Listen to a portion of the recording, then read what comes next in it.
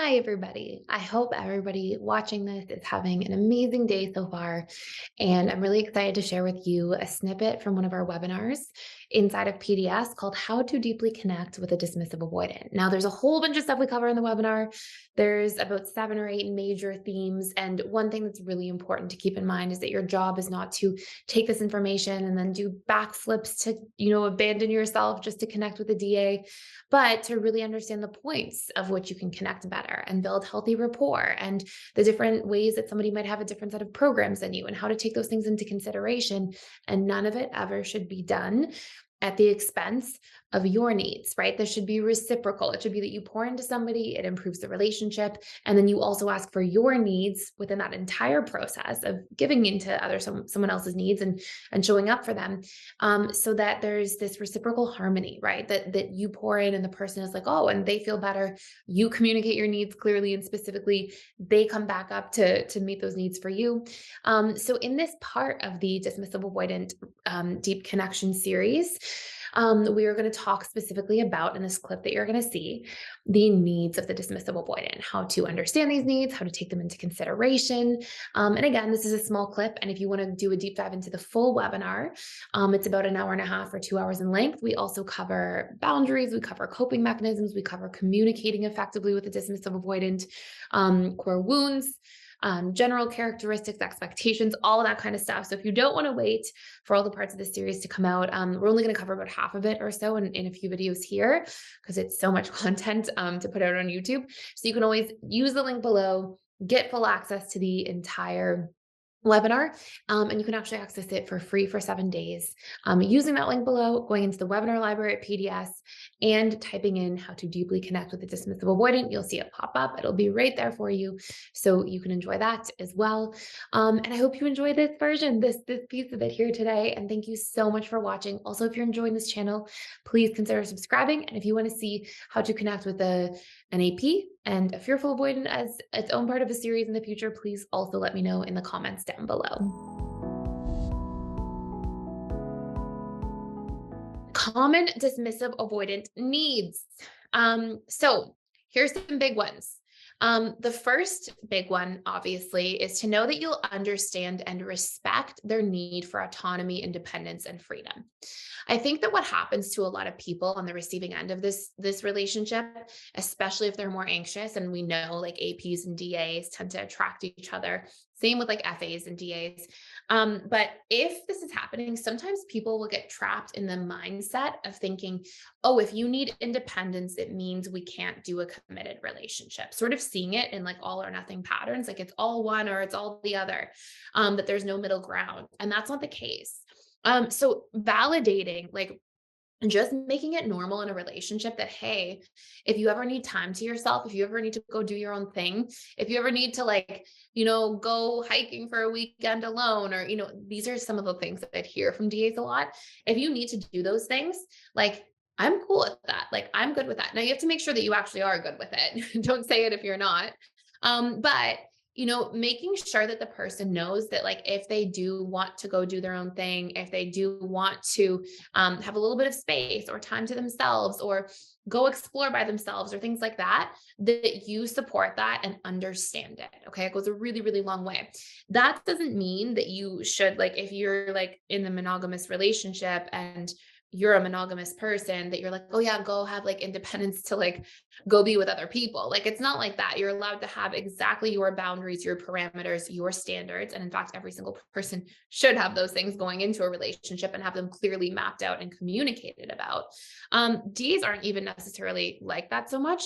They can be in certain cases, but just knowing that if somebody needs to, have some time to themselves, or cancel a phone call because they're feeling burnt out or things like that, that you support that.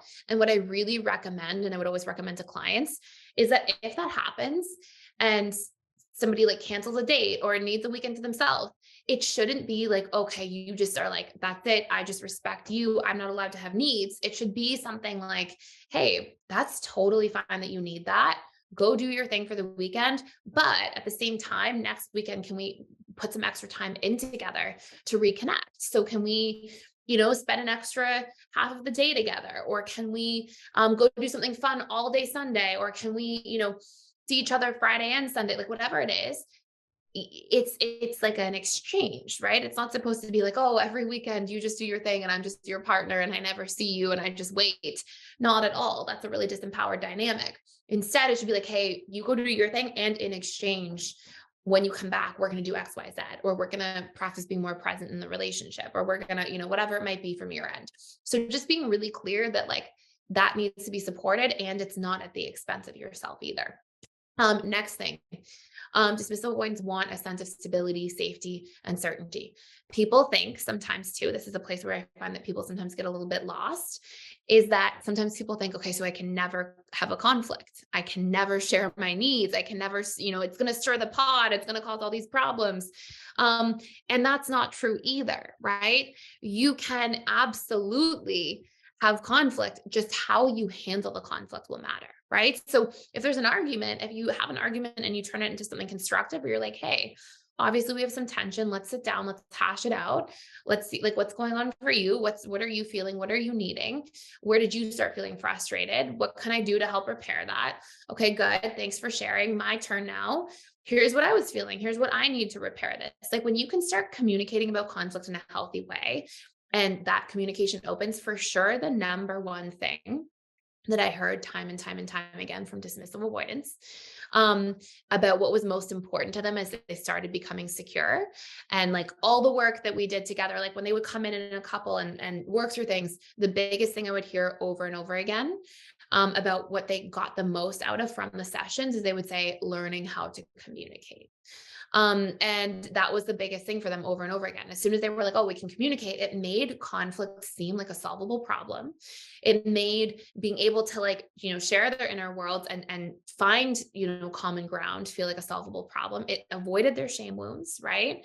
And it also allowed them to feel like, okay, if we have differences, the world's not going to end. Like if we have differences, that's okay. That's normal. I don't have to sabotage the relationship and run away. If we have differences, like we can have them and still maintain a sense of certainty, stability, and safety in the relationship dynamic. So this is huge for dismissive avoidance. So those are some of the top two sort of categories. Next thing, dismissive avoidance feel loved. And this is like where I have almost always arrived at in conversations with countless DAs over the years. When we really dig into what makes dismissive avoidance feel the most loved, other than like from a love language perspective, which we'll get to in a few minutes, feeling a sense of being understood, accepted for who they are, and supported. These are the big things dismissive avoidants need. And again, part of it goes, it opposes those wounds. Like if they feel like, hey, I do whatever, I watch reality TV, I play a video game, whatever it is, and you don't judge me, you support me, you ask me about it, you are, accepting of me. That tends to be what makes dismissive avoidance feel the most loved. They will almost always, like you'll hear different things from different attachment styles, like FAs will almost always be like, oh, deep connection, vulnerability, sharing our inner worlds, talking about things, like that's sort of the FA. APs will be like being validated, being reassured, having the person want to put the effort in, like seeing that, being, words of affirmation, that kind of stuff. DAs will be like, if I feel like somebody supports me and fully accepts me for who I am. Those are like, that's like DAs, that's love for a DA. So the more we can do that, the more, that person is receiving love in the way that they best receive it. So it's super, super valuable, to be able to give that. And to be honest, I see somebody in here, I see you, says common DA needs space, space, space, space, space. But you know what I find that's so fun, that's so interesting, is that the need for space goes away when the dismissive avoidant feels really accepted. And I think that the remedy for that is if they feel truly accepted and supported and not judged, then the need for space. I personally saw this a lot with couples, but I saw this with my husband. So when my husband and I met, I was still a little FA. He was still decently DA, like definitely majority. And I definitely made him feel accepted, like not as intentionally at the time, but definitely did. And then like my husband doesn't really have it. He became secure too, but part of that becoming secure was that he like learned to kind of accept himself because he was constantly getting fed with acceptance or support. Like if he was like judging himself or something, I'd be like, hey, it's not a big deal.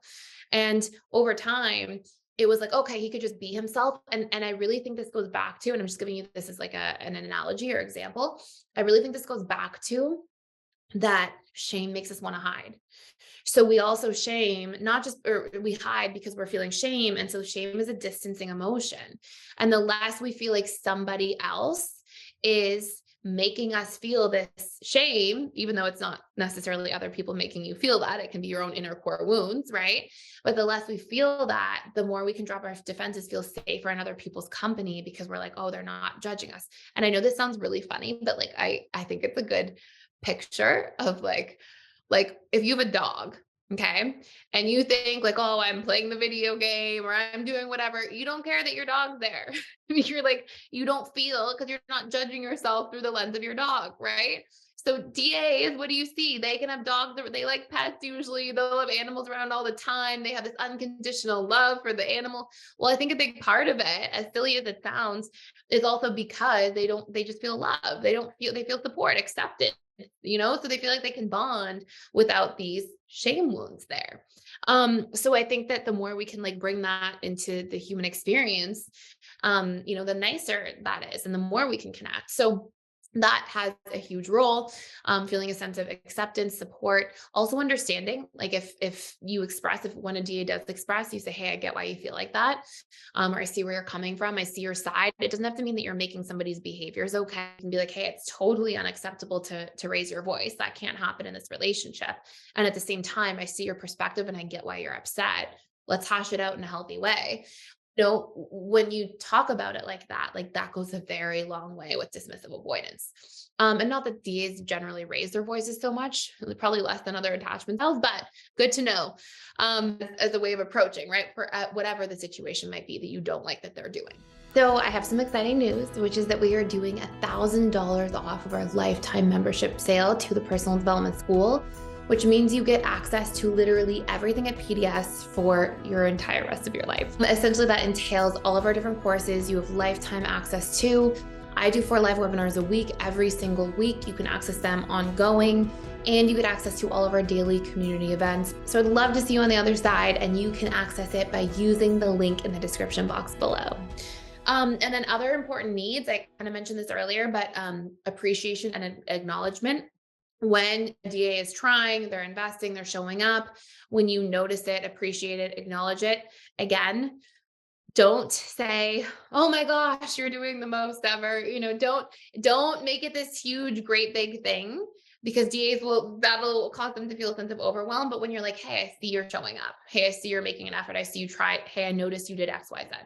I noticed that you remembered my need and you did it. Thank you. Like things like that.